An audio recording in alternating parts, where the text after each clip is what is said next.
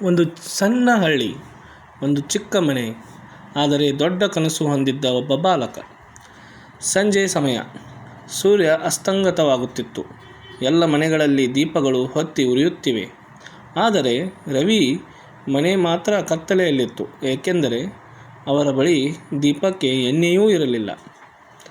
ಆದರೆ ರವಿ ಹಾರದೇ ಇರಲಿಲ್ಲ. ಅವನು ತನ್ನ ಸ್ನೇಹಿತನ ಮನೆಗೆ ಹೋದ. ಸ್ನೇಹಿತನು ತನ್ನ ದೀಪದಿಂದ ಒಂದು ಚಿಕ್ಕ ದೀಪ ಬೆಳಗಿಸಿ ರವಿಗೆ ಕೊಟ್ಟ. ಇದು ಚಿಕ್ಕದು, ಆದರೆ ನಿನ್ನ ಜೀವನವನ್ನು ಬೆಳಗಿಸುತ್ತದೆ ಎಂದನು. ಆ ಚಿಕ್ಕ ದೀಪ ರವಿ ಮನೆಯಲ್ಲೊಂದು ದೊಡ್ಡ ಬೆಳಕಾಯಿತು. ಆ ಬೆಳಕಿನಲ್ಲಿ ಅವನು ಪ್ರತಿದಿನ ಓದುತ್ತಾ ಹೋದ. ಕತ್ತಲೆಯಿಂದ ಬೆಳಕಿನ ಕಡೆ ಅವನ ಪ್ರಯಾಣ ಶುರುವಾಯಿತು. ವರ್ಷಗಳು ಕಳೆದವು. ಅದೇ ರವಿ ಈಗ ಒಂದು ದೊಡ್ಡ ಅಧಿಕಾರಿ. ಅವನು ತನ್ನ ಹಳ್ಳಿಗೆ ಹಿಂದಿರುಗಿ ಎಲ್ಲ ಮನೆಗಳಿಗೂ ವಿದ್ಯುತ್ ಕೊಟ್ಟ. ಆ ದಿನ ರವಿ ಒಂದು ಮಾತು ಹೇಳಿದ: ಚಿಕ್ಕ ದೀಪವು ಯಾರಾದರೊಬ್ಬರ ಜೀವನವನ್ನು ಸಂಪೂರ್ಣವಾಗಿ ಬೆಳಗಿಸಬಹುದು. ನಿಮ್ಮ ಒಂದು ಚಿಕ್ಕ ಸಹಾಯ ಯಾರಿಗಾದರೂ ದೊಡ್ಡ ಭವಿಷ್ಯ ಆಗಬಹುದು.